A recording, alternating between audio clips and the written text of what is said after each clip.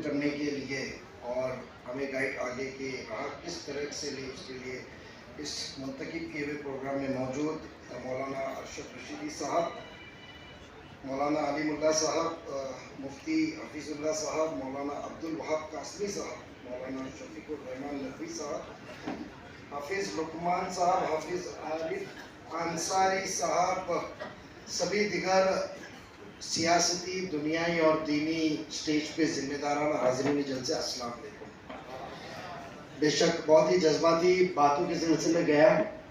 अलीमुल्लाह साहब ने बहुत ही तफसील, क्योंकि जब से सियासत में वो आपको राबुरी के अंदर कहीं ना कहीं प्रोग्राम के अंदर सुनने का मौका मिला है। और जमात उलेमा हिंद का काम और जज्बा, बेशक जब एक साल पहले सरकार में शिरकत की, मैं बताना चाहता हूँ, मैं एक ही शख्स स्टेज पे हूँ जो ऑपोजिशन का हूँ, जो राष्ट्रवादी कांग्रेस पार्टी अजीत दादा से बिलोंग करता हूँ।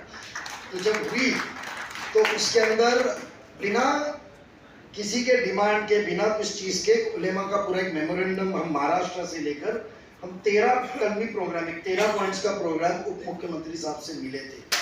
तो मैं तो साइड में बैठ के आपके ख्यालात सुन रहा था। जो एक जज्बा इस उम्र के अंदर और जो एक फिक्र पता चली थी, तो हमें एहसास दिलाता है कि हमें काम क्या करना है। बेशक एक ख्याल, दो बातों के ऊपर ही बात कहूँगा कि बेशक हमें हमेशा कोई ना कोई एक सियासती पार्टी का डर दिखाया जाता। फिलहाल डर दिखाने के लिए हमारे पास में एक कठपुतली है बीजेपी नाम की। बीजेपी के नाम का डर दिखाओ जाओ। एक सच्चाई है कि हमेशा मुसलमानों को और अकलियत के लोगों को और उनके मसले मसाइल के साथ साथ उनके जो हक की चीजें, वक्फ के जमीनों है, उसके साथ खिलवाड़ हमेशा हर सरकार ने की है। जब अंतलिया की परमिशन दी गई थी तो वक्फ बोर्ड के चेयरमैन डॉक्टर मरहूम एम.ए. अजीज साहब थे। मुख्यमंत्री कौन थे? कांग्रेस के। सरकार दिल्ली में कौन थी? कांग्रेस की। आज मराठवाड़ा में जाओगे तो मराठवाड़ा के अंदर सबसे ज्यादा अतिक्रमण यानी इंक्रोचमेंट, बड़े मॉल, मल्टीप्लेक्स वक्फ की जमीन पे किसका है? तो वो भी कोई ना कोई नेता जो फिरका परस्त पार्टी से डिमांड नहीं करता है, दूसरा है। तो वो बीजेपी हो या कांग्रेस हो, जो आपने कहा शुरुआत हुई है, हमको तो इत्तेहाद के साथ एक होके रहना है कि हमको हमारी लीडरशिप और हिस्सेदारी को कैसा किया जाए। क्योंकि कोई भी मोमिन होता है वो हक के लिए लड़ता है, अपने कौम के लिए, अपने शहरियत को प्रोटेक्ट करने के लिए लड़ता है। पिछले हफ्ते पहले उसका आपके एक मजमून में था, पिछले हफ्ते पहले इसी तरीके का एक प्रोग्राम मुमरा कौसा में हुआ था, मुझे भी बुलाया गया था। मैंने ख्यालात पेश किया था कि ये बहुत प्री मैच्योर है, जेपीसी में उस तरीके का पेश किया था। क्योंकि उस प्रोग्राम में मैं कुछ तरबियत चाहता था, मैं कुछ सीखना चाहता था कि आप उलेमाओं की तरफ से कुछ हमको राह मिले। मगर वहां था बयानात बीजेपी के मुखालिफत के बयानात थे। आज बहुत शुक्रगुजार हूं, मैंने वो पर्ची फोल्ड करके इंग्लिश में, क्योंकि मैं माजरत चाहता हूं, मैं कॉन्वेंट स्कूल से हूँ, इंग्लिश में जो थी ट्रांसलेशन लिया।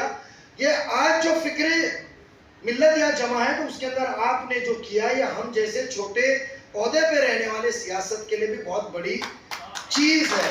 और बेशक उस वक्त ऐलान किया था कि शहरिया का मामला होगा तो उसके अंदर कोई भी मोमिन हो, कोई भी ओहदे पे हो, इतना मरा हुआ मुर्दा नहीं है कि वो अपने उस ओहदे पे रहेगा, कुर्बान करके चलेगा। या हमारा मैसेज देने का है कि मैंने 2 रोज पहले बांद्रा में मिल्लत के सामने खुल के बयान किया था। और ये मैसेज है कि हम कोई भी, भले हम 31 नहीं चुन के गए महाराष्ट्र से, एक गया ना, एक गए, बट फिक्र और निर्णय इंपॉर्टेंट है। तुम फैसला क्या लेते हो, किस राह पे चलते हो। उन्होंने कहा है कि हम उलेमाओं के साथ मिलके, जिम्मेदारों के साथ मिलके मुस्लिम जमात के खिलाफ छोटा सा भी शक गुमा रहेगा तो सरकार कोई भी फैसला लेवे, हम उसकी मुखालिफत करेंगे। वो मैसेज उन्होंने आपको अजीत दादा साहब को देने को कहा है। एक आखिरी बात कहूँगा, अफसोस के साथ वो कोई सियासती प्लेटफॉर्म नहीं है कि आपको खड़ा रहना पड़े मेरे कोई बयान से। मैं इतना कहना चाहूँगा कि आपने बहुत ही अच्छा हुआ कि आपकी बात सुनते सुनते एक जो आपने कहा कि आपने 2 मेमोरेंडम 2 खासदार को दिए थे।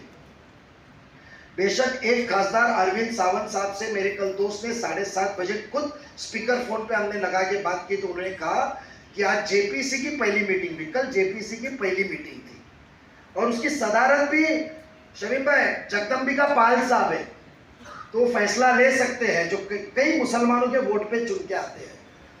जेपीसी की मीटिंग में अरविंद सावंत साहब ने, समाजवादी के लोग ने, बाकी के लोगों ने विरोध किया। ओवैसी साहब, जैसा मैंने कहा था, उन्होंने अपने बयानात, अपने ख्यालात, अपने मुद्दे पेश करके विरोध किया।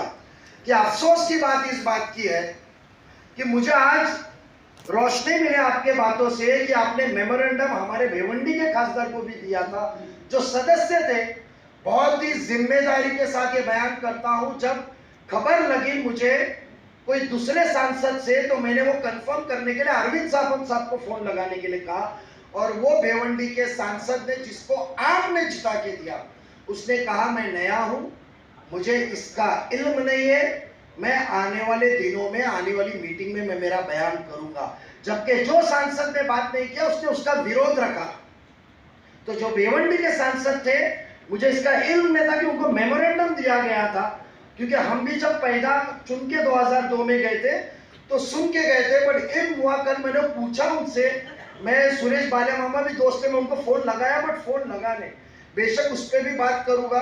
तो हमको कहीं तभी अब हमारे आवाज पे अपने चीजों को छोड़ के बात करने वाले ही चुनना चाहिए और उस चीज को लेना चाहिए। मैं उलेमा इकराम का सब शुक्रगुजार हूँ कि आपने हमको रोशनाई दी। इंशाल्लाह आने वाले दिनों में भी आप हमको ऐसी ही राह बताते रहिए, बोलने का मौका दिया। शुक्रिया, खुदा हाफिज।